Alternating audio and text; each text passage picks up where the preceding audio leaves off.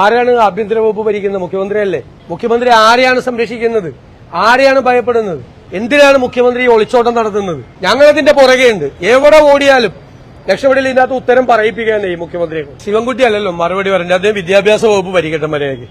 അദ്ദേഹം അത് നോക്കിയാൽ മതി. ആഭ്യന്തര വകുപ്പിനെ കുറിച്ചുള്ള ആരോപണത്തിന് മുഖ്യമന്ത്രി മറുപടി പറയണം. ഇങ്ങനെയുള്ള ആളുകളൊക്കെ മന്ത്രിയായിരുന്നാലുള്ള സ്ഥിതി എന്താണ്?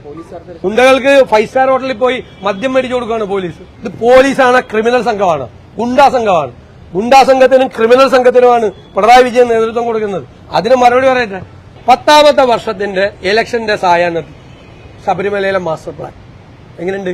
ഈ ഗവൺമെന്റ് വന്നതിന് ശേഷം ശബരിമലയിൽ ഒരുവിധ വികസന പ്രവർത്തനവും നടത്തിയിട്ടില്ല. വികസന സദസ്സിന് പണപ്പിരിവ്, നവകേരള സദസ്സിന്റെ പിരിച്ചേറ്റ് പോണ ഇതുവരെ കണക്ക് കാണിച്ചിട്ടില്ല. ഇതുവരെ അയ്യപ്പ സംഗമത്തിന്റെ വേറെ പിരിവ്, ഒരു പിരിവ് സംഘം തന്നെ പ്രവർത്തിക്കുന്നുണ്ട് തിരുവനന്തപുരത്ത്. അതുപോലെ വളരെ പ്രധാനപ്പെട്ട ഒരു കാര്യം പറയാനുള്ളത്, സെപ്റ്റംബർ 3-ാം തീയതിയാണ് കുന്നംകുളത്തെ പോലീസ് സ്റ്റേഷനിലെ ക്രൂരമായ പീഡനത്തെക്കുറിച്ചുള്ള വാർത്ത വന്നത്. സെപ്റ്റംബർ 11-ാം തീയതി.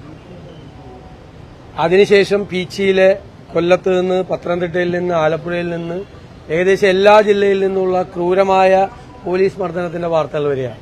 ഇന്നിപ്പോ രാവിലെ കണ്ടത് വയനാട്ടിൽ മാസ്ക് ശരിയായി ധരിച്ചില്ല എന്ന് പറഞ്ഞ ഒരാളുടെ മുഖം ഇടിച്ചു പരത്തിയതാണ്. ക്രൂരമായ ഇത്തരം പോലീസ് സ്റ്റേഷൻ മർദ്ദനങ്ങളുടെ, പോലീസ് മർദ്ദനങ്ങളുടെ വാർത്തകൾ പുറത്തു വന്നിട്ടും മുഖ്യമന്ത്രി എന്തുകൊണ്ട് മൌനം പാലിക്കുന്നു? ആരാണ് ആഭ്യന്തര വകുപ്പ് ഭരിക്കുന്നത്? മുഖ്യമന്ത്രിയല്ലേ? ആഭ്യന്തര വകുപ്പിന് നേരെ ഒരു കാലത്തും ഇല്ലാത്ത തരത്തിലുള്ള രൂക്ഷമായ തെളിവുകൾ സഹിതമുള്ള വിഷ്വൽ തെളിവുകൾ അടക്കമുള്ള ആരോപണങ്ങൾ വന്നിട്ടും മുഖ്യമന്ത്രി എന്തുകൊണ്ടാണ് മൌനം പാലിക്കുന്നത്? മുഖ്യമന്ത്രി ആരെയാണ് സംരക്ഷിക്കുന്നത്? ആരെയാണ് ഭയപ്പെടുന്നത്? ഈ ഉത്തരവാദികളായ ഉദ്യോഗസ്ഥന്മാർക്കെതിരായി അവരെ സർവീസിൽ നിന്ന് പിരിച്ചുവിടുന്നത് ഉൾപ്പെടെയുള്ള നടപടികൾ സ്വീകരിക്കേണ്ട മുഖ്യമന്ത്രി ഇതുവരെ കേരളത്തിന്റെ